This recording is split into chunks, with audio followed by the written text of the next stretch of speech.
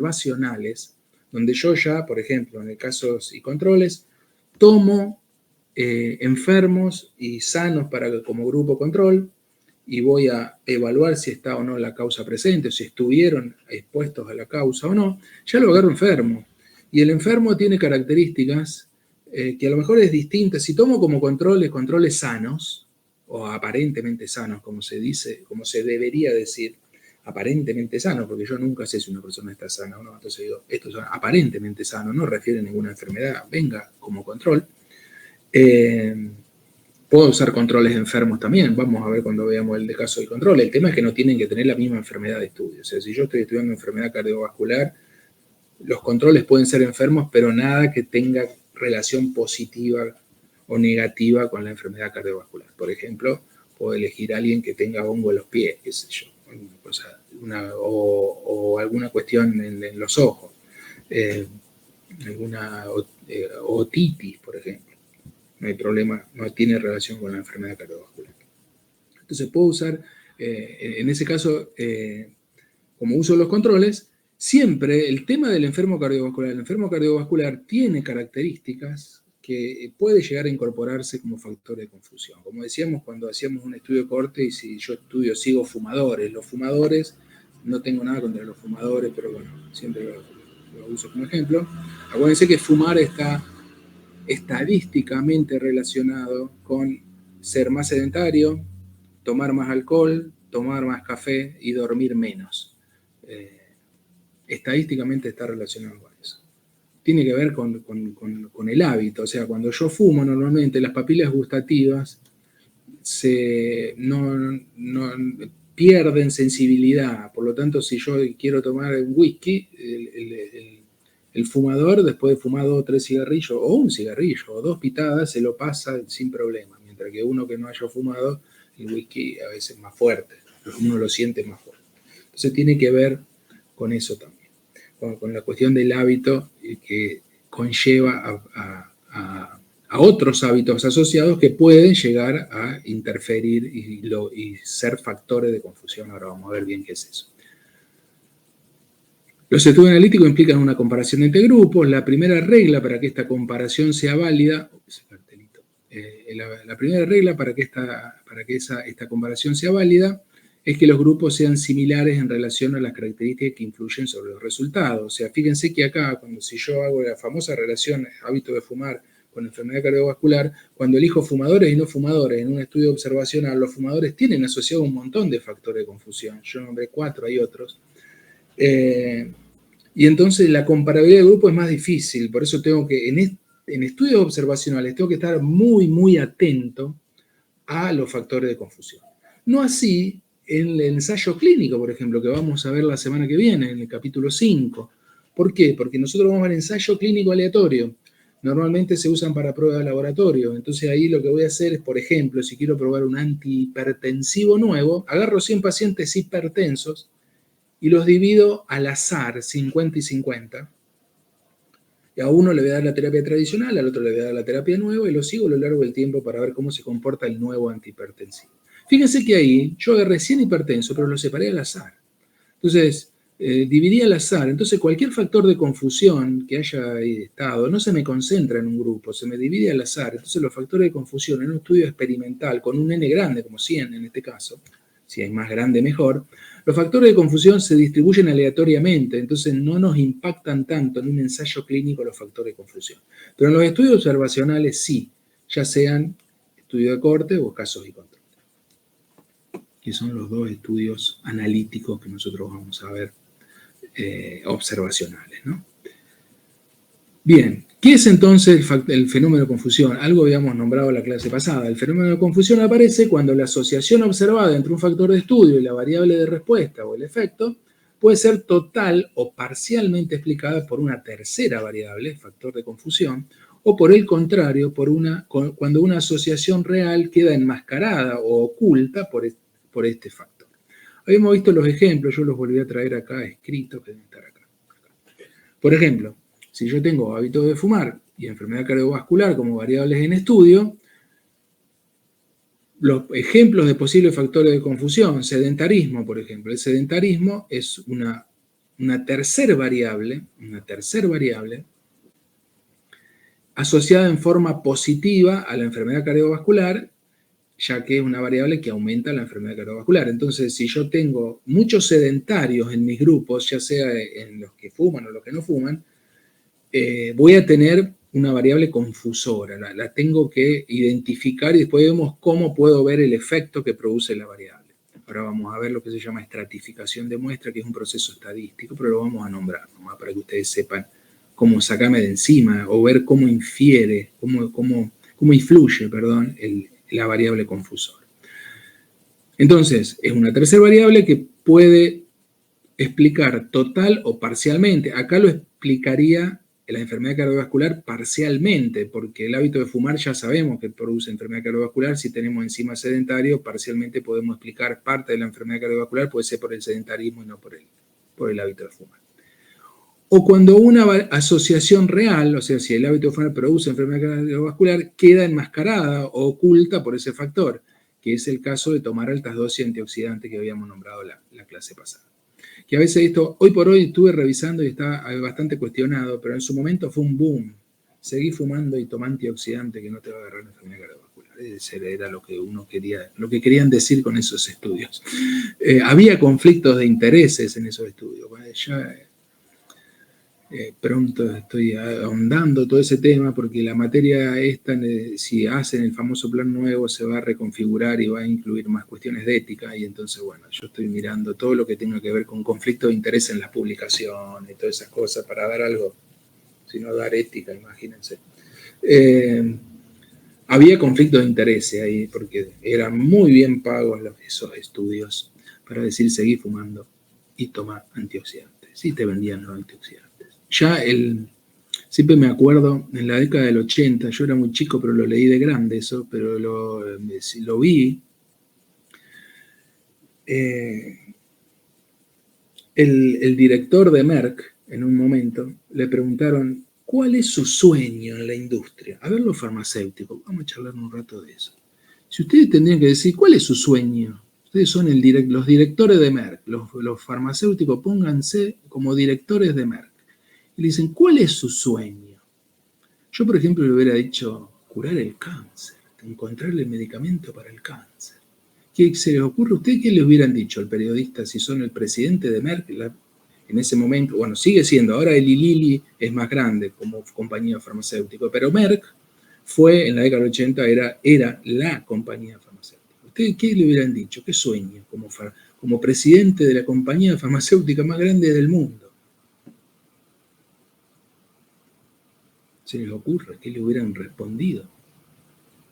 Hay algunos farmacéuticos, a lo mejor son todos bioquímicos. Si son bioquímicos, arriesguen algo.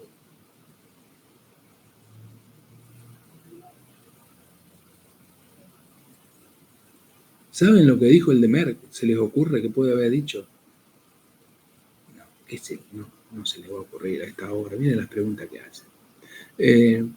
El tipo dijo, mi sueño es venderle medicamentos a los sanos, porque así le voy a vender a todo el mundo. Y bueno, fíjense, vitamina E, entre otros. Todas estas vitaminas la toman... Para no ofender. Pero ¿Cómo? No lo quería decir para no ofender, pero pensé eso. Claro, bueno, él dijo, él no lo dijo por mala persona. El principio de la década del 80 era el auge de la medicina preventiva. Entonces el tipo dijo, para ellos es como un negocio, pero bueno, está bueno porque la medicina, o sea, tomar vitamina a lo mejor te previene de un montón de cosas, antioxidantes también, entonces está bueno, pero el tipo, viste... quería hacer dinero. Claro, el tipo estaba bien, porque uno se pone en la piel de un presidente de una compañía farmacéutica sin estar, pero él que estaba dice, no, estar adelante, ser el CEO, como dicen ahora, de esas compañías, es muy, porque hay que responder. Yo con la pandemia me metí mucho en compra y venta de acciones, esas cosas. Tengo Lilly, por ejemplo, tengo ABI.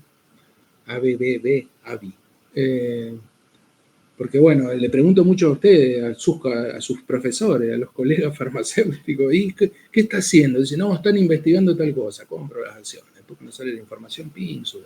El Lilly En capitalización de mercado, Eli Lilly está quinto, o sea, después de Google, me parece que es.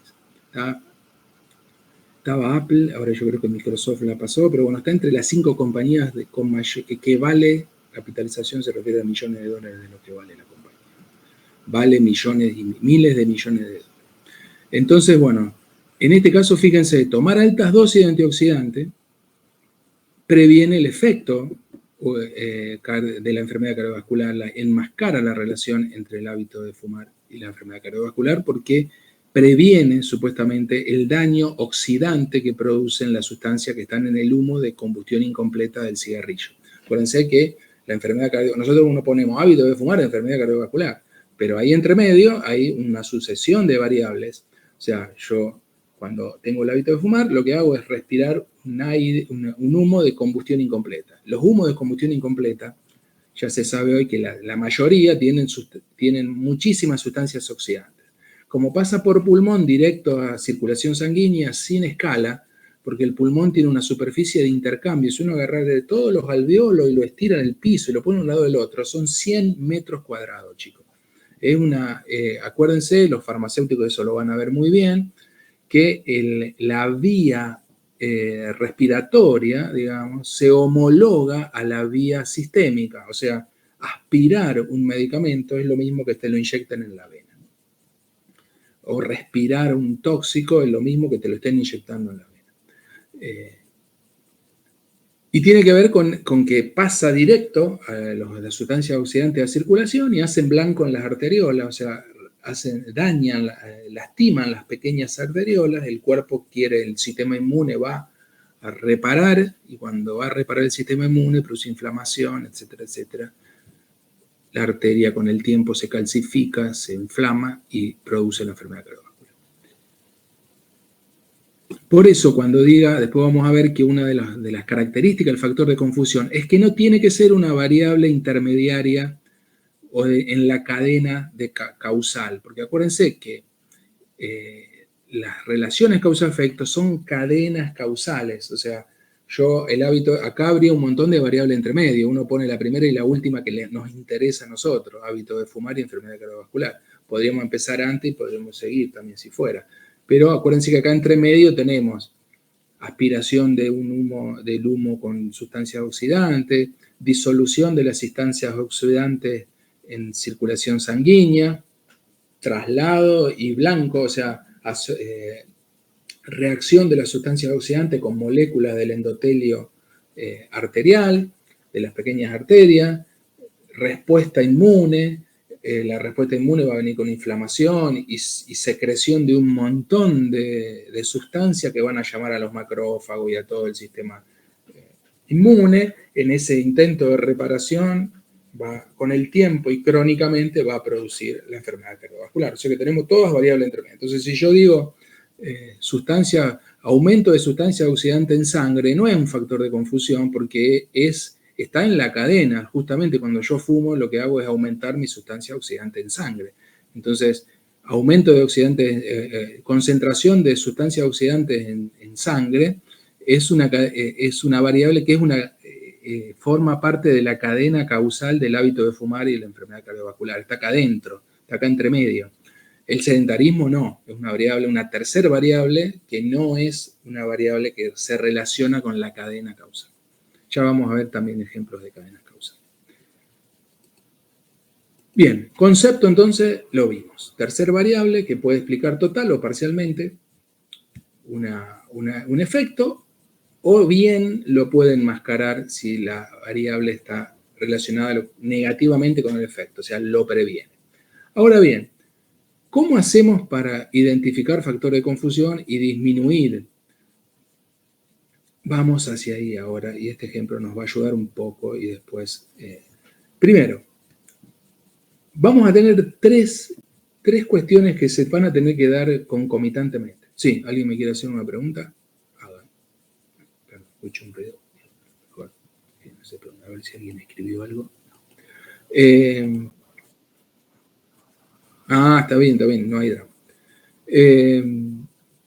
Hay 3 cuestiones que vamos a tener nosotros que tener muy en cuenta a la hora de los factores de confusión, que son las 3 cosas que yo estoy escribiendo, porque acá está, pero está todo así medio raro. Entonces, lo voy a escribir y se los voy a mandar después de la clase que viene, ya lo van a tener. Cuando les mande lo del capítulo 5, les voy a mandar esa hojita de factores de confusión que va a tener esto que vimos recién y lo que voy a agregar, que yo lo digo oralmente ahora. Primero, tengo que conocer muy bien la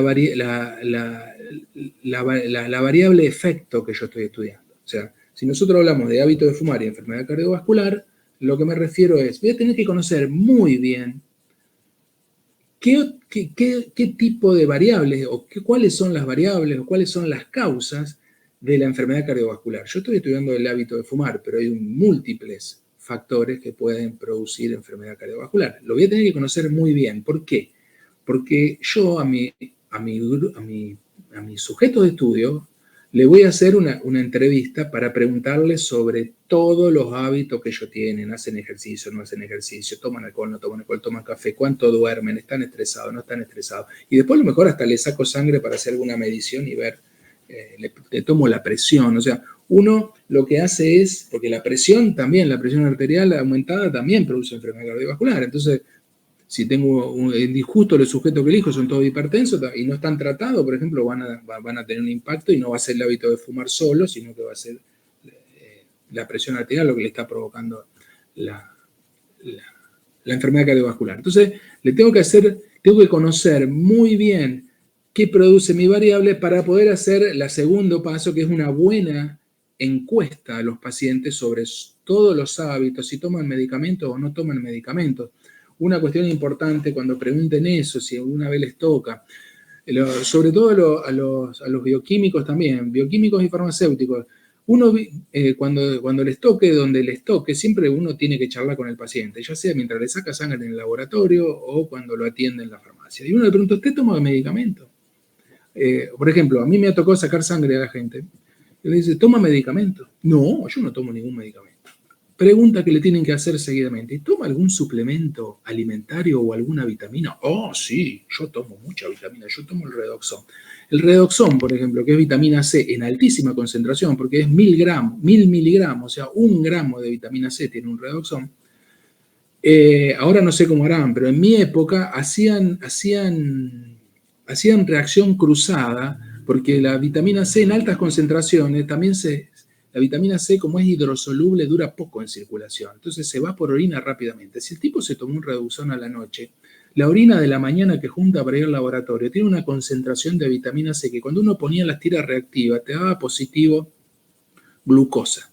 Te daba positivo glucosa y en realidad era el Redoxon, no era que el tipo tenía glucosa, porque hacía una reacción cruzada la vitamina C con el reactivo que medía la glucosa. No sé ahora capaz que mejoraron eso, pero en la época que yo estudié, entonces uno le preguntaba, ¿toma alguna vitamina? Ah, sí, las vitaminas no las asume el paciente como medicamento, y en realidad ese tipo de vitamina que compra la gente, el Redoxon, son medicamentos, más allá que ellos no lo identifiquen como un medicamento. Entonces la pregunta tiene que ser de muchas formas, porque a veces si uno le dice, ¿toma medicamento? No. Ah, bárbaro. Si se queda uno con eso y toma otra cosa, le tienen que ir a preguntar. Los pacientes son rebeldes. Suplementos, por ejemplo, algunos toman suplementos alimentarios que le dicen, y en el suplemento alimentario está el magnesio, y el magnesio también se puede tomar como un medicamento. Está tomando algo que es buenísimo que tome el magnesio, pero a veces uno lo tiene que tener en cuenta para ver, por ejemplo, el magnesio, muchos lo toman antes de dormir porque dicen que relaja el músculo, porque está en la función de relajación de los músculos. Entonces, muchos evitan la presión arterial tomando magnesio. Bueno, suplemento de magnesio ayuda, digamos, no es que te va a curar una hipertensión arterial. Entonces, bueno, todo eso hay que manejarlo, hay que saberlo. Entonces, se lo tenemos que preguntar al paciente. Entonces, punto 1, conocer muy bien qué produce el efecto que yo estoy estudiando y para justamente hacer buenas encuestas a los pacientes para conocer muy bien mi muestra. Y una vez que conozco mi muestra y conozco los posibles factores que van a producir lo mismo y también los que previenen mi efecto, ahí voy a empezar mi estudio y mientras lo hago, si hago un estudio de corte, por ejemplo, hago fumadores, no fumadores, un corte prospectivo, tomo fumadores, no fumadores, y los sigo en el tiempo para ver cómo evolucionan durante 20 años respecto a la enfermedad cardiovascular, Ahí lo que me va a permitir conocer muy bien a mis sujetos es estratificar las muestras para ver si los factores de confusión son realmente factores de confusión, tienen injerencia en los resultados o no. ¿Qué es estratificar las muestras? Es lo que vemos en este ejemplo de la tabla 2.2, que yo solamente lo voy a usar para que ustedes vean lo que es estratificar. A lo mejor lo vieron en estadística. ¿Lo vieron en estadística? ¿Se acuerdan? Estratificación de muestras, a lo mejor lo vieron. Bueno, si no lo vieron, si lo vieron, lo van a tener que recordar ahora como concepto nada más, y si no lo vieron, lo ven ahora. Fíjense, este es un caso hipotético, pero que nos sirve como ejemplo. Datos globales. Lo que estudiaron fue, hicieron un casos y controles, eligieron enfermos con cáncer de laringe y enfermos sin cáncer de laringe y los entrevistaron y les preguntaron sobre el consumo de café.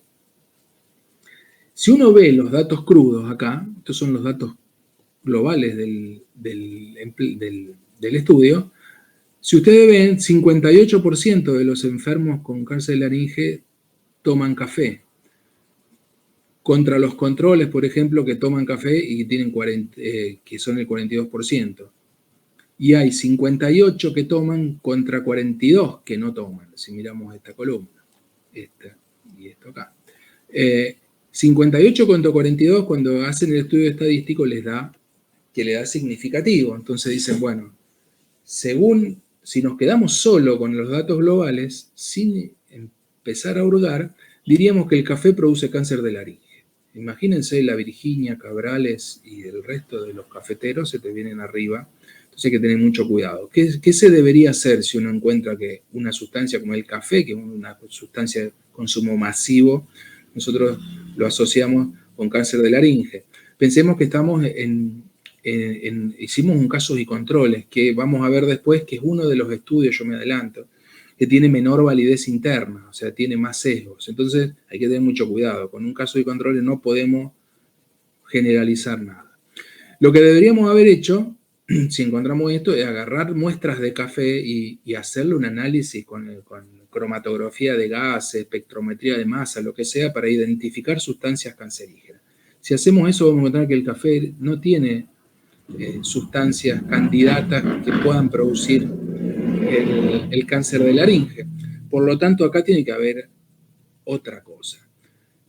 Cuando uno mira las características de la población, ve que hay fumadores y no fumadores. Entonces, lo que hicieron estos investigadores, justamente este grupo de investigación, fue estratificar la muestra. Es muy común en los estudios observacionales estratificar muestras teniendo en cuenta variables que suponemos confusoras o factores de confusión.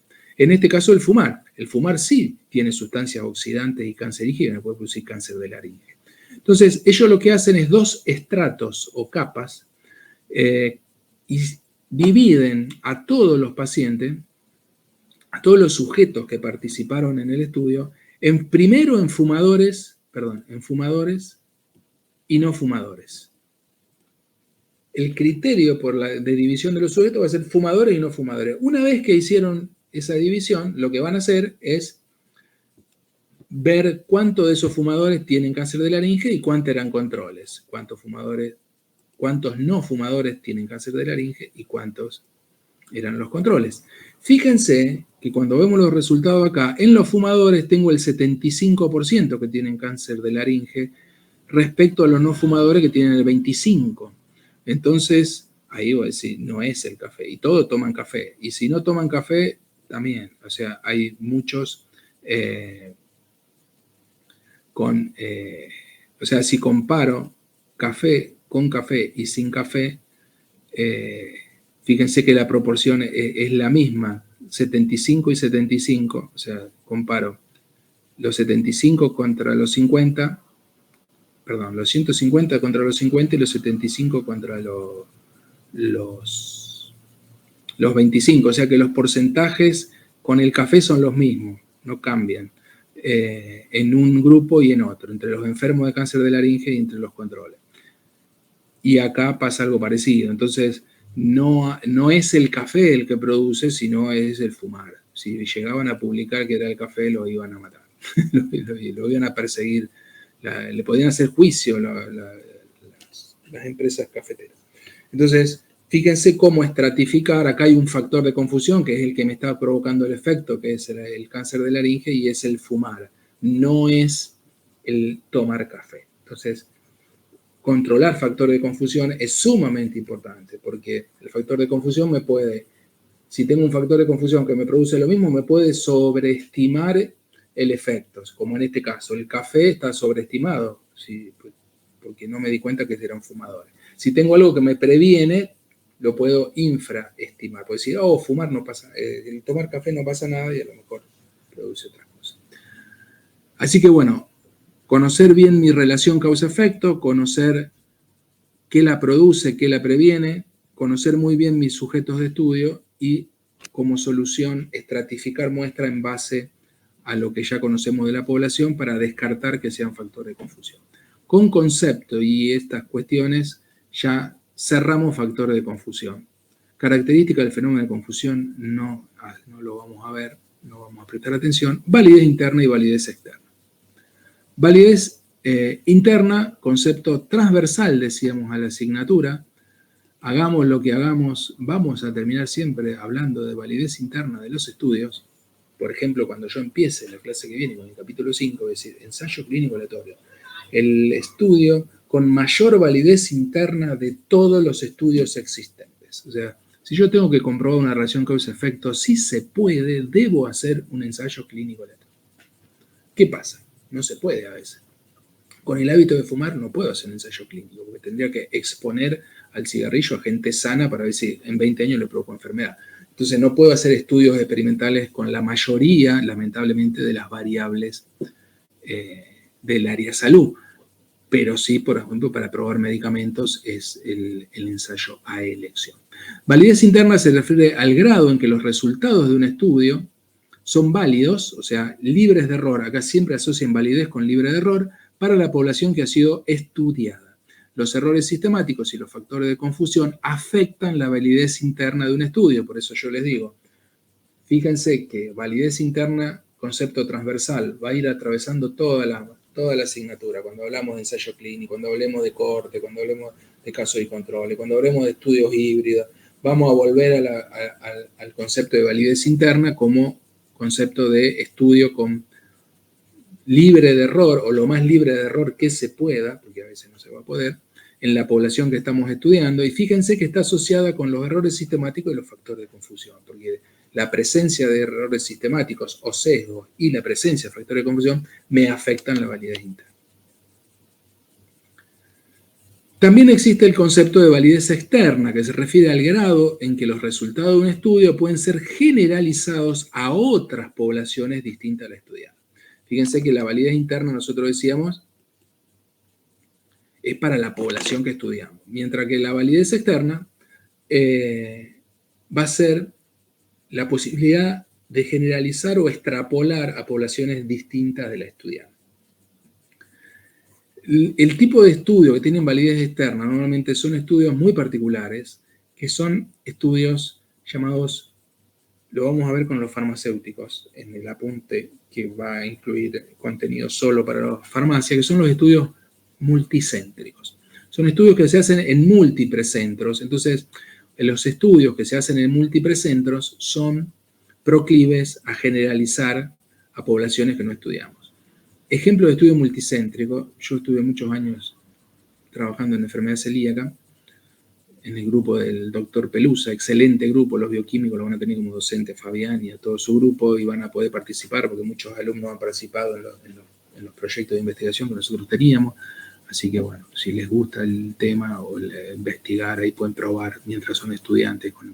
Ellos hacen investigación clínica, es uno de los pocos grupos en la facultad que hace investigación clínica. Hay muy poca investigación clínica en la facultad. Por eso el ejemplo lo voy a dar de enfermedad celíaca. En el 2011, cuando antes de que salga la ley celíaca, salió en 2011 la ley celíaca, si no mal no recuerdo, antes, cuando llegó el proyecto a diputados, si mal no recuerdo, para que vean que los diputados a veces hacen cosas buenas, a veces los diputados se avivan, y hacen cosas beneficiosas para la gente. Lo que dijeron los diputados, dice, che, tenemos un proyecto en la Comisión de Salud, llegó un proyecto para para incorporar la cuestión celíaca como ley para protección, financiamiento de las obras sociales, por más que dan poco, dan algo. Entonces lo que dijeron es, bueno, vamos a hacer un estudio primero a ver cuántos celíacos hay en Argentina. ¿Cuánto hay en Argentina? Nadie sabía, no había estudios de prevalencia, sobre todo en niños. Prevalencia, ellos hicieron un estudio de prevalencia en niños. Entonces se encargó un estudio de prevalencia y se hizo un estudio de prevalencia multicéntrico en múltiples centros, en provincia de Buenos Aires, en provincia de Córdoba, en provincia de Santa Fe, en Rosario y Santa Fe. En Córdoba se hizo, creo que solo en Córdoba, y no sé si en Río Cuarto también. En Buenos Aires se hizo en ciudades grandes, y en 2 provincias del norte, que si mal no recuerdo fue Tucumán, Salta y Santiago del Estero, y en Neuquén. Entonces se hizo la prevalencia, el estudio de prevalencia descriptivo, el mismo estudio, con un N muy grande, miles de personas, y dio 1 en 79, altísimo. Tenemos un impacto de la enfermedad celíaca en la población argentina altísimo, que es un niño cada 79. Muchos ni siquiera lo saben, pobres niños. Pensemos que en una escuela, 1 cada 79, o sea, cada 2 cursos de 30 y pico tenemos un celíaco, y todavía algunos no lo saben. Ese estudio dio a partir de que tiene una alta validez interna, de que tuvo alta validez interna para la población que estudió, y que se hizo en varias provincias, que se hizo en muchos centros, y que se hizo en una muestra representativa de la población argentina, tiene validez externa. O sea, yo digo, la prevalencia pediátrica de enfermedad celíaca en Argentina es 1 en 79. Fíjense que yo no estudié La Pampa, no importa. La extrapolo porque el estudio fue multicéntrico, tuvo alta validez interna cada uno de los estudios que se hizo en los centros de salud. Por lo tanto, puedo generalizar o extrapolar a una población distinta a la que la estudié, La Pampa, por ejemplo, Entre Ríos. Entonces, a eso se denomina validez externa, cuando los estudios tienen una alta validez interna, pero a la vez no solamente validez interna, sino que tienen un N muy grande, normalmente son estudios con N muy grandes, que me permiten a mí, sobre todo el N, darle validez externa, o sea, extrapolar. Y con esto, colorín colorado, terminó el capítulo 2. Vamos al capítulo 31. ¿Qué hora es? Venimos bien, venimos bien. Capítulo 31, yo le mandé el de Power. Esto está del libro sacado. Entonces, salvo esta parte, después lo leen cada uno de los conceptos. Vamos a ir un poco al texto, pero hasta acá. Yo le voy a mostrar qué no entra de este capítulo primero para después entrar. Primer página fundamental, la tienen en el Power, así marcada como está. Acá, fíjense, tachamos. Tipo de estudio de inferencia causal. Esto, si lo quieren leer, lo leen. Ya vimos cuáles estudian, ya vemos que los analíticos, acá estamos hablando de inferencia causal, entonces vamos a estar hablando de los estudios analíticos o explicativos, que nosotros vamos a ver 3, ensayos clínicos, estudio de cohortes y estudio de casos y controles. 2, ustedes ya los manejan bien por el análisis de texto que hicieron para el parcial, el de estudio de cohorte y el caso y control. El otro analítico, decíamos, es el ensayo clínico aleatorio, que vamos a ver en el capítulo 5 la semana que viene. Acá aparece una clasificación, aparecen ejemplos. Si les interesan los ejemplos, los pueden leer, y si les interesa cualquier duda que tengan me pueden preguntar, pero yo esto no, porque fíjense que la clasificación es muy distinta a la que damos nosotros. Yo ahí en la transparencia, en el Power, les puse una breve clasificación y la relación causal y eso. O sea que esto nada, y bueno, criterio de causalidad, sí. Pero esta parte de esta clasificación y este cuadro que a veces los vuelve locos, no se hagan problema. Y los ejemplos son ejemplos. Nosotros acá ahora apuntamos a lo conceptual. Entonces vuelvo para arriba. Y me voy a la transparencia. Y vuelvo arriba acá. Bien. Fíjense que en el primer cuadro, esto lo pregunto siempre. Y algunos le pegan bárbaro y otros ponen cualquier cosa. Pero no, son pocos. Los que vienen a teoría saben. Porque yo les digo, chicos, esto, fíjense. Recién terminamos el capítulo 2, pero si vamos al 31, el gallego se tardó, no sé, 28 capítulos en incorporar. Fíjense cómo conectamos. ¿Por qué damos el 4 primero, que es la clasificación, el 2 y después el 31? Fíjense cómo empieza el 31 justamente. Si tenemos un efecto, dice evaluación, acá abajo, figura 31.1, me baso en la figura, después leemos acá al lado. Evaluación de la validez interna como paso previo al juicio sobre la causalidad. Antes de aplicar los criterios de causalidad, que a mí me ayudan a ver si lo que yo planteé como causa realmente es causa del efecto que planteé como efecto. Se me van a ayudar, ahora vamos a ver por qué. Antes tengo que asegurarme que el estudio que yo hice tiene validez interna. Entonces, tenemos un efecto observado, asociación o diferencia. Dice, ¿existe algún...? Nosotros dijimos que la validez interna, acá estamos haciendo la evaluación de la validez interna, estaba asociada a los sesgos y a los factores de confusión. Y justamente, fíjense lo que dice acá. ¿Existe algún sesgo de selección o información? Estoy evaluando. Digo, no existe ninguno. Acordémonos que los sesgos dependen del diseño. Entonces, los hemos controlado. Se pueden erradicar completamente los sesgos y es difícil. Bueno, acá dice, ponele que no. Pero, como dice acá, siguiendo el autor, pero son muy difíciles de erradicar. Siempre vamos a tener algunos sesgos, por más bien que hagamos las cosas, porque dependen del diseño. Ya les digo, si estamos haciendo un ensayo clínico, podemos anularlos casi completos los sesgos, pero si estamos haciendo casos y controles, por ejemplo, es muy difícil que nos quedemos sin un sesgo, pero pongámosle que se pueda. Entonces, bueno, ¿existe algún sesgo? Ponele, no existe ningún sesgo, o sea que la idea es controlar los sesgos de selección y de información. Pregunta que sigue, ¿se controlaron los factores de confusión? Sí, lo hemos controlado, bien. ¿La magnitud de la estimación es relevante, lo suficientemente precisa, se medimos bien? Sí, bueno, entonces tenemos un resultado válido. Una vez que nos aseguramos la validez interna, aplicamos lo que se llaman criterios de causalidad. Todo esto que yo les digo va a estar acá. Algunas cosas las marqué, algunas cosas son importantes y no están marcadas porque son casi de sentido común, pero es una página, eso mírenla completa. Fíjense, la mayor parte de los estudios analíticos en investigación clínica y epidemiológica tiene por objetivo evaluar una relación causa-efecto, una potencial relación causa-efecto. Perfecto. Entre un factor de estudio y la variable de respuesta. Por eso son analíticos. Lo ideal sería comprobar la existencia de una relación causal entre el factor de estudio y una variable que mida el resultado final. Acá lo que está poniendo, y ahora vamos a ir a las cadenas causales que la tenemos más abajo, dice, en muchas ocasiones los estudios se centran en evaluar el efecto sobre una variable intermedia de esta cadena causal, asumiendo qué cambios en ella se corresponden con cambios en el resultado final. Acá de lo que está hablando es la variable que medimos, son los indicadores. Nosotros tenemos que usar un indicador que salte el resultado final. Y vamos a usar este ejemplo que está acá.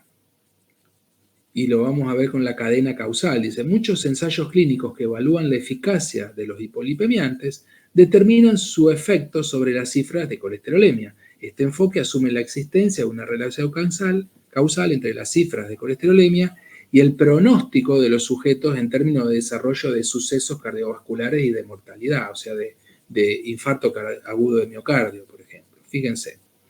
O sea, en esta, ¿no? Cadena causal. Yo supongo que la colesterolemia es una variable intermedia entre el hiperlipemiante, que me baja supuestamente el colesterol, y la baja de colesterol me va a producir una baja aparición de los sucesos cardiovasculares y de la mortalidad. Entonces, si yo tengo que hacer un estudio de hiperlipemiante y digo, lo sigo en el tiempo para ver cuándo le agarra un infarto, cuándo se muere, no sería práctico. Entonces digo, tengo que medir una variable que se adelante al suceso cardiovascular y a la mortalidad. Bueno, en este caso de la colesterol. Entonces siempre uno tiene que elegir variables. A estas variables podemos ver que se llaman variables subrogadas. Nosotros lo que las hemos llamado hasta ahora indicadores. O sea, le doy el lipemiante al paciente, lo sigo a lo largo del tiempo y veo si la baja de colesterol, si se le produce la baja de colesterol. Si se le produce la baja de colesterol, supongo que lo voy a estar previniendo a ese paciente de un suceso cardiovascular. La baja de colesterol es un indicador de menos probabilidad de que el paciente tenga un infarto agudo de miocardio o que tenga mortalidad por enfermedades cardiovasculares. ¿Se entiende eso? Ustedes cualquier cosa me chiflan, ¿eh? Si no yo estoy... Pero bueno, es lunes hoy para colmo. Con feriado entre medio. O sea que bien, hasta ahí vamos con las características de los analíticos y siempre la búsqueda de los indicadores más representativos de lo que yo quiero, del efecto que yo quiero evaluar. Y acaba de decir todo lo que ya dijimos, pero lo vamos a rever para machacar. Pongo el cuadrito de nuevo. A veces en el final pregunto, ¿qué tiene que hacer antes de aplicar los criterios de causalidad? Y los alumnos dicen, ¿a qué se refiere el profe con esta pregunta? Bueno, a este cuadrito y a lo que dice el texto, ¿no? A eso me refiero, fíjense. Para poder establecer, para poder establecer una relación causal es necesario que el estudio tenga validez interna. Fíjense, antes para poder establecer la relación causal tiene que tener validez interna. Si un estudio no tiene validez interna, tiene muchos errores. Entonces, si tiene muchos errores, a veces la validez, la relación causal queda como media rara ahí, no la podemos hacer. Debe descartarse la existencia de sesgos en la selección de la población o en la información.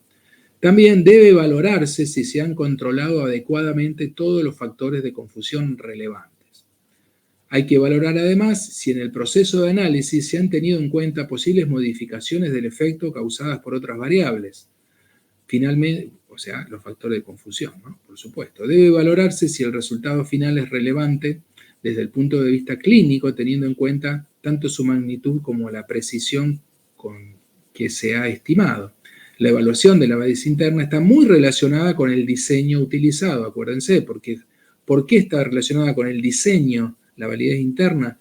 Porque la validez interna está relacionada con los sesgos, y los sesgos son los que están relacionados con el diseño. Fíjense que acá lo que está entre medio de la relación entre la validez y el diseño son los sesgos, porque los sesgos o errores sistemáticos son los que dependen del diseño. Entonces, por ejemplo, si yo me voy directo acá, disculpen, salto otra vez, si se marean me dicen, vengo acá. Escala de validez interna de los diseños de estudios analíticos de mayor a menor. ¿Cuál es el que tiene mayor validez interna? Ensayo clínico aleatorio. ¿Por qué tiene mayor validez interna? Porque decíamos el ensayo clínico en general, pero el aleatorio más.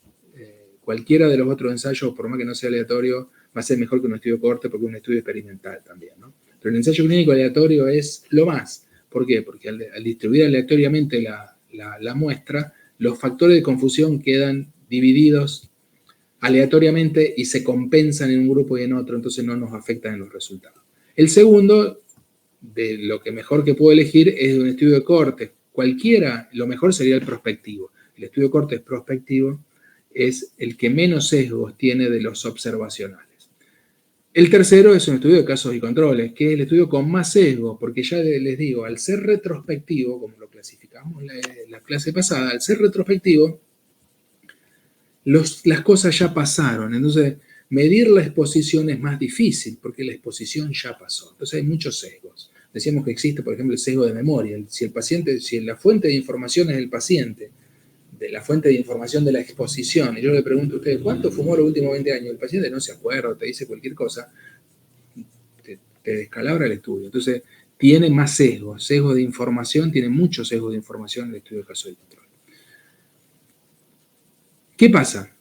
Si no podemos hacer ninguno de estos tres, haremos un estudio descriptivo. Pero está antes de una pregunta, ¿por qué hacemos un estudio descriptivo? Sí, lo hacemos, pero acuérdense que el estudio descriptivo no relaciona variables causa-efecto. O sea, no tiene fuerza causal el descriptivo porque justamente por definición el estudio descriptivo no relaciona variables causa-efecto. Descriptivo se opone a analítico o explicativo, por lo tanto, el analítico explicativo es el que hace relaciones causales. Pero si no podemos hacer nada, mínimo hacer un estudio descriptivo para ver qué pasa. Pero no tiene validez, entonces ¿para qué lo haces? Pero no tiene validez causal. Pero vos podés ver asociación. Por ejemplo, yo si supongo que fumar produce enfermedad cardiovascular, y no puedo hacer ni ensayo clínico, por supuesto acá no puedo porque las variables no lo permiten, pero podría hacer un estudio de cohorte, un estudio de casos y controles. Si no me da el dinero, porque los estudios de casos y controles, los estudios de cohorte y casos y controles a veces son más costosos, puedo hacer un estudio descriptivo, tomar una muestra de pacientes, 300 pacientes, y preguntarles si fuman y evaluar su salud cardiovascular. Entonces, mínimo puedo ver asociación, pero no causal, ¿eh? Puedo ver asociación en cuanto a coexistencia. Si vos, por ejemplo, todos los que fuman tienen asociado que sufrieron o sufren de enfermedad cardiovascular, yo puedo decir, che, están asociados. Entonces, puedo decir, ay, me tiende un puentecito. Las dos variables aparecen juntas. A lo mejor el fumar puede provocar enfermedad cardiovascular. ¿Se entiende? Entonces, lo puedo hacer para ver si las variables mínimas aparecen juntas, para ver si están asociadas. Entonces, eso me ayuda. En el futuro, digo, bueno, en el futuro, cuando tenga más dinero, me hago un estudio corte. Porque el estudio corte, como tiene seguimiento, es más caro. Vamos a ver que es una desventaja del estudio corte prospectivo, ¿no? No sé si te contesté o te hice más lío. Sí, sí. Por eso lo pongo en relleno de pregunta. Porque antes que nada, hace un descriptivo. Por lo menos ves si las variables causa y efecto aparecen juntas. Agarrá una muestra y le preguntás si fuman y evaluás si tienen enfermedad cardiovascular. Fíjate que hay que decir, tomás simultáneamente y no vas a tener grupo control. Entonces, no vas a poder hacer relación causal. Pero mínimo decir, che, aparecen juntas. El 60% de los que tienen enfermedad cardiovascular fuman o fumaron. Entonces voy a decir, mierda. Ahí la asociación es fuerte, un 60%. Entonces voy a decir, ¿será la causa? ¿No será? Bueno, tenemos que hacer un estudio analítico. Pero ya te da no tiene fuerza causal el estudio descriptivo, 0.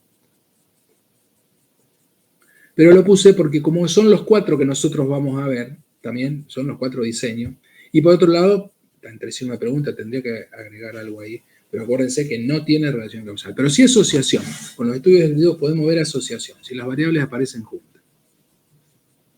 Por ejemplo, si hay un estudio que vamos a ver mucho cuando veamos descriptivo como ejemplo, que es artrosis de rodilla y obesidad. La artrosis de rodilla y la obesidad, en todos los estudios que se hacen sobre obesidad, aparecen asociados a obesidad y artrosis de rodilla. Con los estudios descriptivos, donde yo veo que aparecen los dos juntos, no puedo saber cuál es la causa y cuál es el efecto, porque ahí puedo generar dos hipótesis. Después cuando haga el analítico, me tendré que decidir por alguna de las dos. Pero puedo decir, el tipo le agarró una artrosis de rodilla, no puede moverse, engorda, entonces se vuelve obeso. O puedo decir, el obeso tiene sobrecargada de peso las rodillas y le agarra la artrosis. Con los estudios descriptivos vemos que las dos variables aparecen juntas, pero no sabemos cuál es la causa y cuál es el efecto. Hay que hacer un estudio analítico para eso.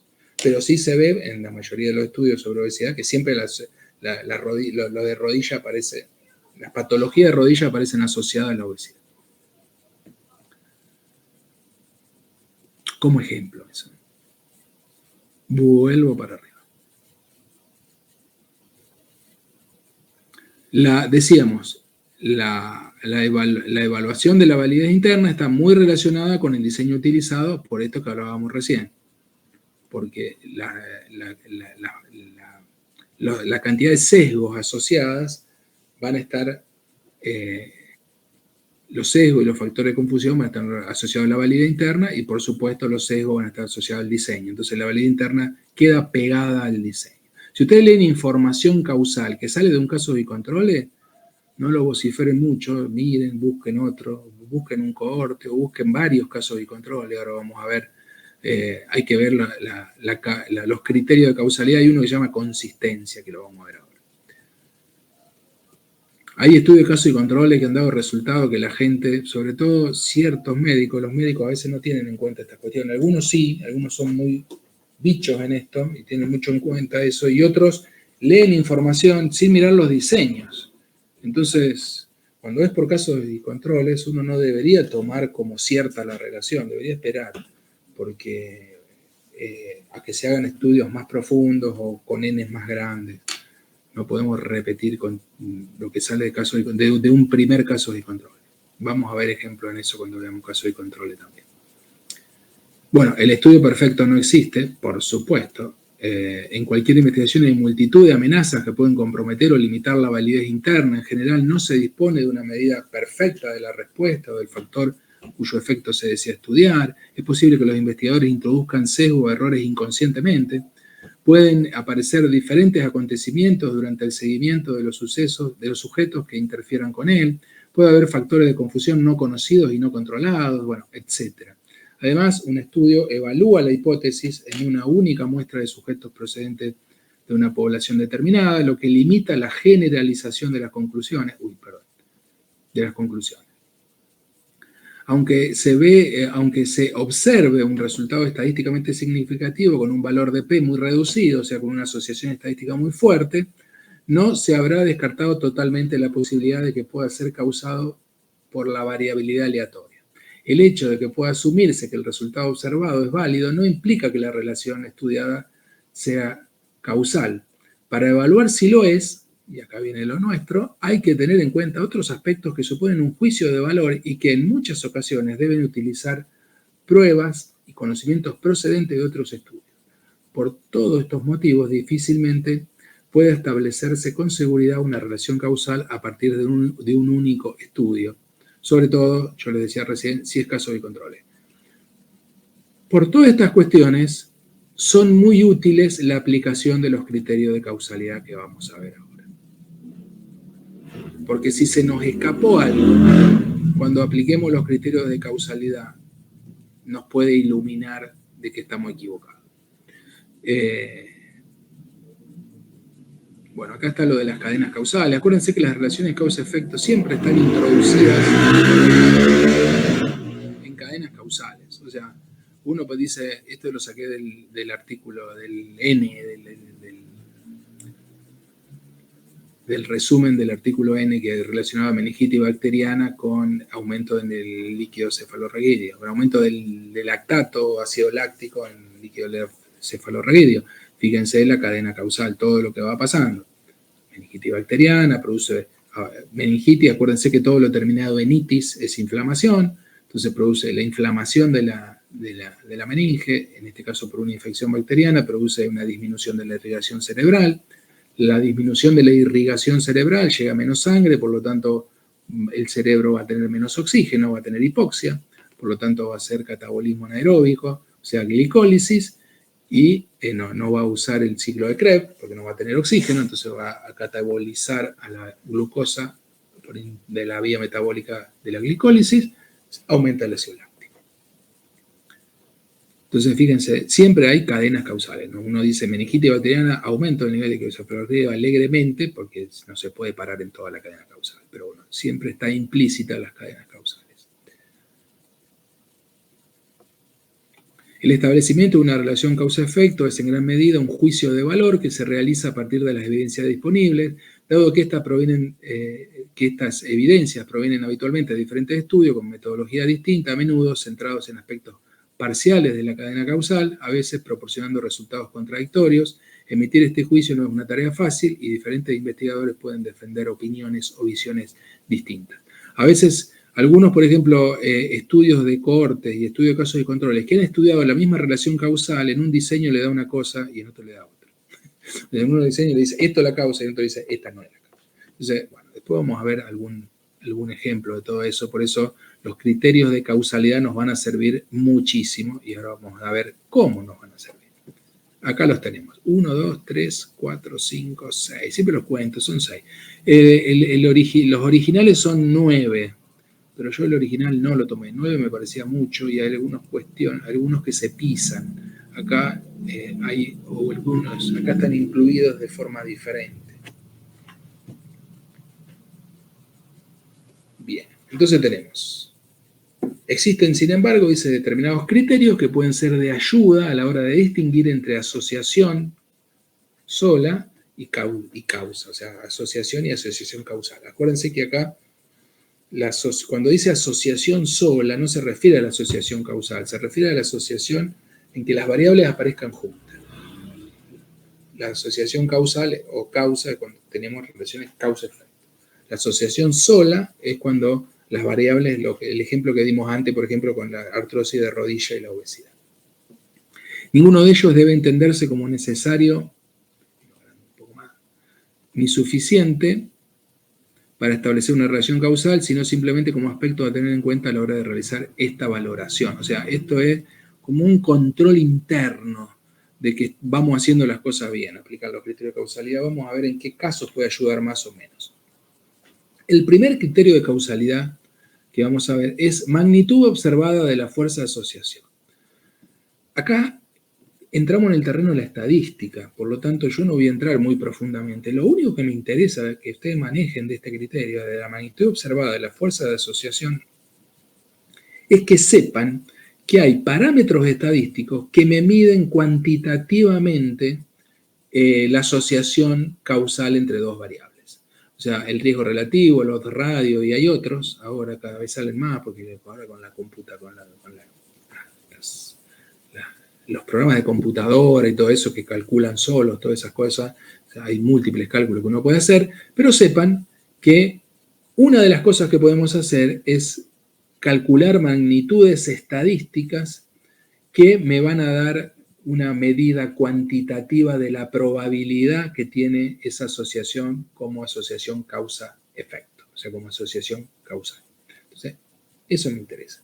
No me importa si se acuerdan cuáles son, riesgo relativo, odds radio, no me importa el nombre, me interesa que ustedes manejen que hay parámetros estadísticos que me van a dar una medida de la probabilidad que tiene ese factor de estudio o causa para provocar esa respuesta o efecto. Después, cualquier cosa, le preguntan a la gente de estadística. Plausibilidad biológica. Este es uno de los que está más desarrollado. Ahora vamos a ver por qué. Porque contiene la analogía. Plausibilidad biológica, ustedes tradúzcanlo como posibilidad biológica para que sea más sencillo acordarse. Plausibilidad tiene que ver con la posibilidad biológica, o sea, los resultados obtenidos por mi estudio o el planteo de relación causa-efecto va a tener que estar relacionado con o ser compatible con todos los conocimientos existentes en la biomedicina actual o en la biología actual. Usted dice, y bueno, pero ¿cómo puede pasar algo que no sea así? Sí, puede pasar. Suele pasar. A veces se plantean relaciones causa-efecto que no tienen base biológico-médica, podríamos decir, y a veces la pifian. Incluye la analogía, ahora vamos a ver algo en el texto de analogía, porque me interesa que ustedes vean que este criterio, como está asociado a la analogía, vamos a ver por qué, al razonamiento, la analogía es un razonamiento, el razonamiento analógico, como está asociado a la analogía, este criterio se ha utilizado de forma diferente por los investigadores. Por ejemplo, si algo tiene una evidencia empírica o no la tiene, a veces la analogía, hay grupos de investigación que aceptan usar la analogía por más que no haya evidencia empírica, mientras que otros, si no hay evidencia empírica, no aceptan hacer analogías. Ejemplo, para ver si se entiende, de analogía. Hay un estudio que se llama Estudio Framingham. Los yanquis siguieron a una ciudad completa de muchos habitantes, de miles de habitantes, durante 30 años. En realidad, el estudio, el primer cierre fue a los 22 años, me parece, del estudio Framingham. Se llama Framingham por la ciudad de Framingham, que le dicen la ciudad más feliz de Estados Unidos porque nadie se va. ¿Cómo eligieron? Los yanquis no se andan con chiquita para hacer estudio, eso es lo maravilloso que tienen. Si hay cosas maravillosas que tienen es eso. Después uno puede cuestionar muchas cosas, pero los estadounidenses para hacer estudios no andan amarreteando. Eligieron la ciudad donde la gente se movilizaba menos, porque si uno tiene que hacer un seguimiento de más de 20 años, si la gente se muere, se va, se muda, entonces tenemos que agarrar una ciudad donde la gente no se vaya. ¿Cuál es la ciudad de Estados Unidos que la gente no se va? Por eso le dicen la ciudad más feliz de Estados Unidos. La gente nace, estudia y se muere en Framingham. Framingham, listo, sigamos a la población de Framingham. Bueno, los resultados de ese estudio dieron que el hábito de fumar, por ejemplo, entre otras cosas, porque siguieron a la ciudad completa durante más de 20 años y después lo extendieron, así que por eso hay Framingham 1, Framingham 2 y no sé si habrá Framingham 3. Siguieron a toda la ciudad, entonces uno de los resultados dio que justamente la asociación que nosotros usamos como ejemplo, hábito de fumar y enfermedad cardiovascular, a ellos les dio justamente que que fumar aumenta el 60% las posibilidades de sufrir enfermedad cardiovascular. Bien, o sea que tenemos una evidencia empírica de que el hábito de fumar produce enfermedad cardiovascular. ¿El hábito de fumar en qué consiste? En aspirar humo de una combustión incompleta que, como decíamos y hemos repetido varias veces, tiene alta concentración de oxidantes, que hace todo lo que hace hasta la enfermedad cardiovascular, que ya lo cité en algún momento, la cadena causal, el daño en las arterias, en el endotelio de las arterias, etc. Entonces, por analogía, yo puedo decir, si alguien fuma marihuana, también aspira humo de combustión incompleta. Por lo tanto, fumar marihuana también a largo plazo produce enfermedad cardiovascular.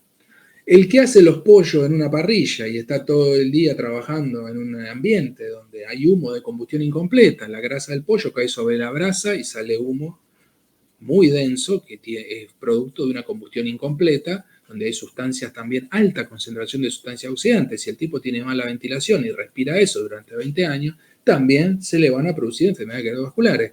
En definitiva, a partir de ese estudio con el hábito de fumar, yo por analogía puedo decir, todo sujeto que respire humo de combustión incompleta durante un tiempo crónico, o sea, 20 años, durante un largo tiempo, tiene mayor probabilidad o mayor riesgo que se le produzca una enfermedad cardiovascular. Fíjense que ahí tengo evidencia empírica, porque tengo la evidencia del humo del cigarrillo y la enfermedad cardiovascular. Por lo tanto, muchos aceptan la analogía como plausibilidad biológica, o sea, como posibilidad biológica. No dicen, vamos a hacer un estudio ahora con los fumadores de marihuana para ver enfermedad cardiovascular. Si ya lo tenemos en el hábito de fumar, hacemos la analogía, extrapolamos, digamos. Así como pasa entre el tabaco, la relación, la analogía sería, el tabaco es a la marihuana como la enfermedad cardiovascular a la enfermedad cardiovascular producida por la marihuana. Pero ¿qué pasa? Ha habido casos históricos, hay un caso histórico re lindo, yo lo había profundizado mucho en un momento, ahora se los nombro porque por ahí no tiene mucho sentido, está acá, y ustedes lo buscan, cualquier cosa, pero que está muy interesante, que es este ejemplo, que yo lo voy a tratar solamente para que vean cuando una relación no tiene evidencia experimental. Entonces, la relación analógica está cuestionada por algunos grupos. Y este autor fue cuestionado por hacer una analogía sin base empírica, le decían. Porque acá estamos hablando de, en el primer caso que yo le digo base empírica, estamos hablando de aspiración de un humo de combustión incompleta, en todos los casos. Entonces, en los fumadores de marihuana, el que hace pollo, el que trabaja en una pollería o el que trabaja en algún lugar que aspira a humo de combustión incompleta, humos de productos de combustión incompleta. En 1977, Winklestein, este muchacho acá, lo que hizo fue sugerir una asociación entre consumo de tabaco y cáncer de cervix, lo que sería cáncer de cuello uterino. Y él propuso la hipótesis, el cáncer de cervix es una enfermedad de células escamosas y el tabaco causa cánceres de este tipo celular en otros órganos, como ser en pulmón. Entonces, él decía, si las células escamosas que están en pulmón son parecidas a las células escamosas, son de la misma naturaleza, no son iguales, porque célula de pulmón y células de cuello uterino, pero son de la misma familia, digamos, son células de epitelios escamosos, que tiene el cuello uterino, y ya sabemos que fumar causa cáncer de pulmón, como las células son parecidas, decía, fumar también debe causar un mayor riesgo de cáncer de cuello uterino. Pero acá no había evidencia experimental sobre... el cáncer de pulmón es una cosa, el cáncer de cuello uterino es otra. Las células escamosas de pulmón son una cosa y las células escamosas, por más que estén en la familia, son células distintas. No había evidencia experimental de la misma célula, no era la misma célula como en el otro, que la causa era, por ejemplo, el humo del tabaco. Y la enfermedad cardiovascular era la misma enfermedad cardiovascular. Acá son enfermedades distintas, por más que son tipos de cánceres distintos. Entonces, él decía, si los componentes cancerígenos que impactan sobre el epitelio del pulmón se solubilizan en sangre y pasan a sangre, también van a impactar sobre el mismo tipo de célula o de la familia en el cuello uterino. Y ahí le saltaron todo, ¿no? ¿Cómo va a ser esa analogía? Usted está loco. Hubo toda una discusión temporal en ese momento, pero él se quedó con eso. Bueno, ¿qué pasó? Cuando vino la evidencia experimental, unos años después, en el año 85, Sasson y colaboradores vio que el hábito de fumar, hizo estudios analíticos y vio que el hábito de fumar producía un aumento del riesgo de cáncer de cervix en mujeres. Por lo tanto, lo que él sacó por analogía se dio en la realidad, podemos decir. Entonces, fíjense que la plausibilidad biológica es muy útil, pero tiene estas cuestiones. A veces, algunos dicen no se debe arriesgar tanto con la analogía, y otros dicen está bueno que nos vayamos porque eso nos ayuda a producir nuevos estudios y a obtener nuevos conocimientos. Entonces, aparece toda esa discusión con la analogía, pero la posibilidad biológica es un criterio muy interesante y siempre deberíamos aplicarlo. La relación que nosotros estudiamos debe ser proclive a darse biológicamente, biológico-médicamente. El otro criterio es la consistencia. La consistencia, no lo van a tener muy desarrollado porque acá ninguno de los siguientes van a estar muy desarrollados, lo vamos a ver directo en el cuadro para que les quede, que lo vean ahí. La consistencia, según este criterio, los distintos estudios que han abordado un objetivo similar deberían mostrar resultados concordantes. O sea, si hay dos estudios, sean el diseño que sean, que abordan la misma relación causa-efecto, o sea, tienen el mismo objetivo y hacen la misma relación causa-efecto, deberían mostrar resultados concordantes, deberían coincidir los resultados. Si yo hago un estudio en una población relacionando dos variables y me da absolutamente distinto a otros estudios que se hicieron en otras poblaciones, deberé poder explicar por qué en esta población me da distinto. Y si no, más vale me lo guardo hasta ver qué pasa, o aumento el N, o veo qué hago. Pero si no puedo explicar la diferencia y no hay concordancia, no puedo explicar la diferencia, hay algo que está mal, si los otros diseños de los otros estudios son estudios que han repetido mucha gente, ¿no? Si varios estudios si varios estudios están realizados en lugares y poblaciones diferentes y todos llegan a la misma conclusión, se refuerza la idea de causalidad. Por eso es tan importante la consistencia. Uno, ¿qué es lo que hace siempre? Antes de hacer cualquier estudio, busca bibliográficamente, cuando vimos el año pasado cómo se elabora un artículo científico, hace la búsqueda bibliográfica en el momento de proyectivo o lógico, hace la búsqueda bibliográfica para ver qué hicieron otros autores. Y después va a ver si los resultados coinciden o no, justamente para lograr consistencia. En salud humana, lo interesante de esto es que por más que un estudio esté recontrahecho en miles de poblaciones, si uno quiere saber qué pasa en la población, si no está hecho en la población nuestra, siempre lo tenemos que repetir, porque a veces da distinto. Yo cuando estudiábamos enfermedad celíaca, había gente que no tenía ni idea de la investigación clínica y nos decía, pero esto que están haciendo ustedes ya se hizo en Europa y en Estados Unidos. Y bueno, pero no se hizo en Argentina. Te puede dar distinto y vos lo podés, y la gracia, si te da igual, bárbaro. Me decís, che, mira, nos da igual. Y si nos da distinto, lo bueno es poder explicar por qué nos da distinto. Y si podemos explicar por qué nos da distinto a Estados Unidos y Europa, nos sumamos unos porotos bárbaros, unos porotos valiosos. Porque la consistencia no, es importante cuando se da. Cuando no se da también es importante porque nos lleva a tratar de explicar por qué es diferente. Y si lo podemos explicar, nos anotamos un poroto. Si en nuestra población no nos da así, por esto y por esto. Toma. Ahí le respondimos a los que nos decían no lo hagan.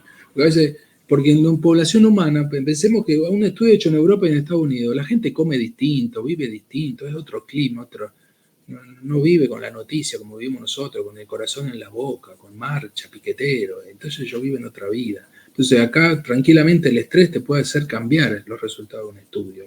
El estrés con el que viven ciertas poblaciones, por ejemplo, ¿verdad? Un ejemplo loco, ¿no? No por nada. Entonces la consistencia es muy importante. Y si no se da la consistencia, poder explicar la inconsistencia, digamos, la no consistencia también es sumamente importante. Eso ténganlo en cuenta si alguna vez se dedican a investigación clínica.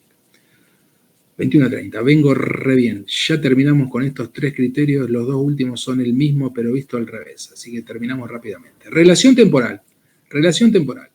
Yo lo voy a leer y después doy algunos ejemplos. Según este criterio, yo siempre doy ejemplos, pero acuérdense que yo no les voy a tomar ejemplos. Yo les voy a preguntar conceptos. Según este criterio, la presunta causa ha de preceder al efecto y el tiempo de inducción o latencia, o sea, el tiempo en que está presente la causa hasta que aparezca el efecto, tiempo transcurrido justamente entre el comienzo de la exposición y la aparición de la respuesta o el efecto, debe ser compatible con el que se conoce de la historia natural de la enfermedad.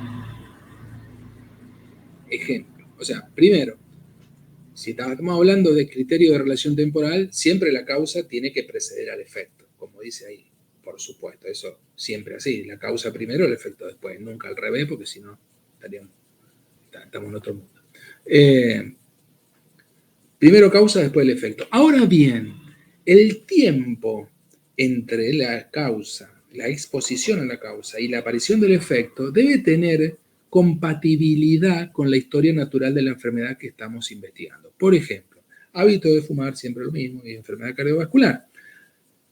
Yo empiezo un estudio, hago un estudio de corte prospectivo, elijo fumadores que recién empiezan a fumar, que hace una semana que empezaron a fumar, y pacientes que no fuman, y los sigo durante 20 años, digo, para ver si se le presenta enfermedad cardiovascular.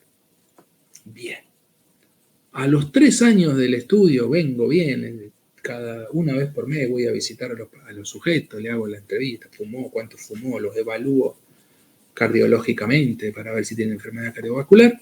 Y a los 3 años me aparece que el 50% de la población tiene enfermedad cardiovascular, por ejemplo. Eso no coincide con la historia natural de la enfermedad cardiovascular producida por el cigarrillo. ¿No? A los 3 años no se le puede producir enfermedad cardiovascular. Ahí hay algo mal. Si me pasa eso en el estudio, digo, che, acá no se cumple el criterio de relación temporal.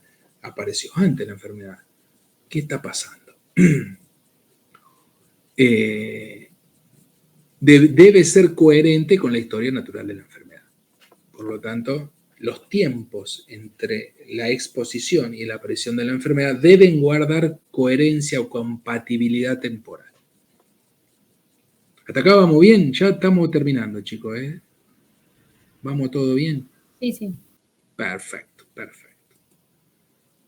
Ya terminamos con estos dos. Gradiente biológico, este también muy interesante, y después, si entienden gradiente biológico, el que sigue es al revés, así que gradiente biológico, también denominado gradiente dosis-respuesta. Ahora vamos a ver. Voy a agrandar un poco.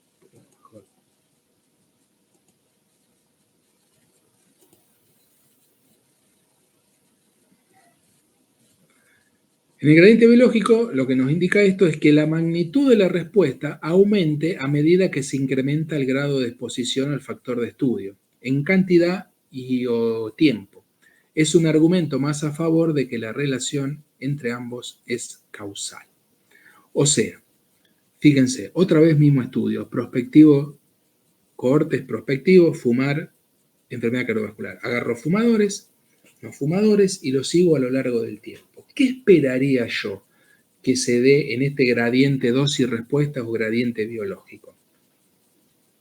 Yo dentro de los fumadores voy a tener fumadores que fuman 3 atados por día, por ejemplo, fumadores que fuman 1 atado por día y fumadores que fuman 5 cigarrillos por día. Todos van a ser fumadores, pero voy a tener fumadores con distinto grado de exposición. Si me pasa eso, yo voy a esperar, si se da la relación causal, que el que fume 3 atados por día, la enfermedad cardiovascular la desarrolle antes en el tiempo. A lo mejor en vez de en 20, 30 años, la desarrolla en 15 años, que el que fuma 5 cigarrillos por día. Porque fíjense que el que fuma 3 atados fuma 60, y el que fuma 5 cigarrillos por día fuma 12 veces menos. O sea, es un orden de 12 veces menos la exposición. Entonces, el que fuma 5 cigarrillos se supone que la enfermedad cardiovascular va a tardar más tiempo en producírsele y no con la gravedad que le va a agarrar la enfermedad al que fuma 3 atados por día. Entonces, eso es lo esperable. Si eso no pasa, si yo cuando llegan los 20 años tengo la misma enfermedad cardiovascular en un tipo que fumó 3 atados que el que fumó 5 cigarrillos por día, ahí me tendré que poder explicarlo eso, porque ahí hay algo incoherente. No puede ser que un tipo que fume 5 cigarrillos por día tenga la misma enfermedad con la misma gravedad y en el mismo momento de aparición que el que fuma 3 atados de cigarrillo por día. Entonces ahí tendré que explicarlo eso, porque lo primero que me va a pasar cuando presente los resultados, alguien me va a decir, ¿cómo? 12 veces de diferencia de grado de exposición, 5 contra 60 cigarrillos por día, 3 atados serían, si son de 20, 60 cigarrillos por día, y tenés la misma intensidad, entonces el gradiente biológico ahí no se va a cumplir si pasa eso. Se debería cumplir. Si se cumple, a mí eso me favorece la relación causal que yo estoy practicando. ¿Qué pasa? Eso va a depender también de la naturaleza de la enfermedad que yo esté estudiando, como decimos siempre. Volvemos a la relación temporal anterior, la historia natural y todas esas cuestiones. Y a la naturaleza fisiopatológica de la enfermedad que ustedes estén estudiando. Por ejemplo, hay enfermedades que no cumplen con el gradiente biológico. Por ejemplo, una alergia. Las respuestas alérgicas graves, ¿cómo es que se llaman? Tienen un nombre, se me fue. Pero bueno, una respuesta alérgica grave no va a depender de lo que coma. O sea, si hay un alérgico a las nueces, que coma un cuarto de nuez o que coma 2 nueces o que coma 1 kilo de nueces, bueno, no va a llegar nunca a un alérgico, no se come 1 kilo, cuando coma la primera nuez le agarra el ataque anafiláctico, eso no me salió la palabra, que es una respuesta grave de la alergia, el ataque anafiláctico, que se ahogan y se le inflama la glotis, por ejemplo. Entonces ahí, ¿pero por qué pasa eso? Ahí no va a haber dosis respuesta. Con la sola exposición a la nuez, el alérgico responde. ¿Por qué? Porque el sistema inmune en una respuesta alérgica actúa todo o nada.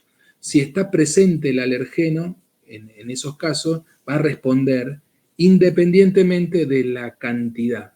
Entonces, bueno, en el caso de patologías como la alergia, el gradiente biológico no se da. Hay poquito o hay mucho. Si el paciente está expuesto poquito o mucho, eso como ejemplo, nada más.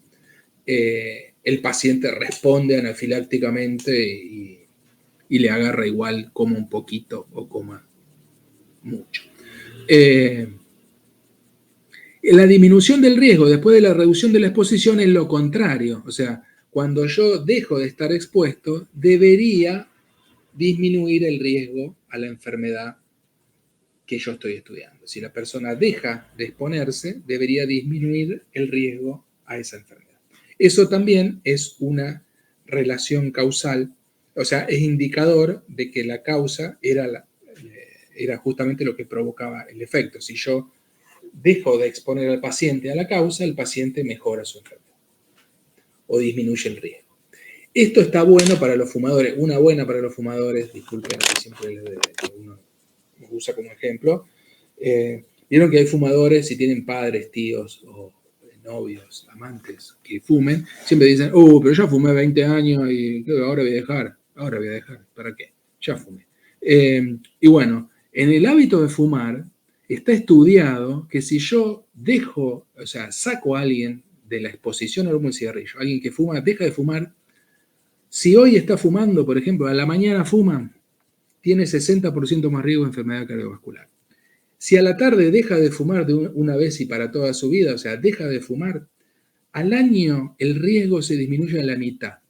O sea, que cuando pase un año va a tener el 30% de mayor riesgo que una persona que nunca fumó. Si le sumo un año, otra vez se disminuye a la mitad. O sea que al segundo año va a tener un 15% de probabilidad más que una persona que no fumó de tener enfermedad cardiovascular. Cuando pasen 3 va a tener 7,5, cuando pasen 4 va a tener 3,75, cuando pasen 5 va a tener 1, no sé cuánto, y cuando pasen 6, 7 años va a tener la misma probabilidad, el mismo riesgo de enfermedad cardiovascular que una persona que nunca fumó. Lamentablemente eso se da solo para la enfermedad cardiovascular. El asma de los problemas pulmonares, el asma del fumador y todo eso no disminuyen porque deje de fumar, porque son daños irreversibles de fibrosis del pulmón. Pero la enfermedad cardiovascular, una vez que le saco esos oxidantes que incluyen, que vienen con el humo del cigarrillo, se termina y disminuye el riesgo, como les decía recién, de enfermedad cardiovascular. Le queda todo lo otro. Pero la enfermedad cardiovascular disminuye el riesgo a la mitad por cada año. O sea que a los 6 años el tipo tiene el mismo riesgo que alguien que nunca fumó, al menos riesgo de enfermedad cardiovascular. Solamente eso, tampoco es para alardear, pero es una buena. Si dejan de fumar, al menos eso. Después, todo lo demás lo mantienen. Todo lo demás, los pelotas que queda del pulmón, bueno, queda, no hay problema. No, eso no se va a solucionar porque dejamos de fumar. Pero bueno, en cuanto a enfermedad cardiovascular pasa eso. Así que bueno, terminamos con esa buena noticia, si se quiere. Es una buena noticia, un impulso para dejar de fumar, para el que quiera dejar de fumar. Así que bueno, les agradezco como siempre la presencia. La clase que viene entonces queda una sola clase y después de la semana. Así que la semana que viene ya nos va a tener que poner de acuerdo para armar el cronograma. Queda capítulo 5 y terminamos. Y después voy a dar consultas la semana que viene para que ustedes se ordenen para si les quedó alguna duda. Y por otro lado,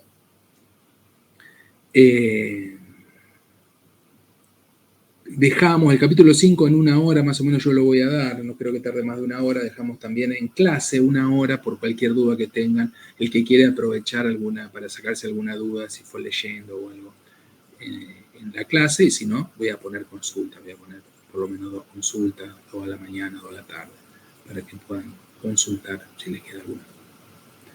Por mí, termino acá, chicos. Buenas noches, muchísimas gracias. Si alguien me quiere hacer preguntas, me quedo acá sin ningún tipo de problema. Bueno, nos vemos.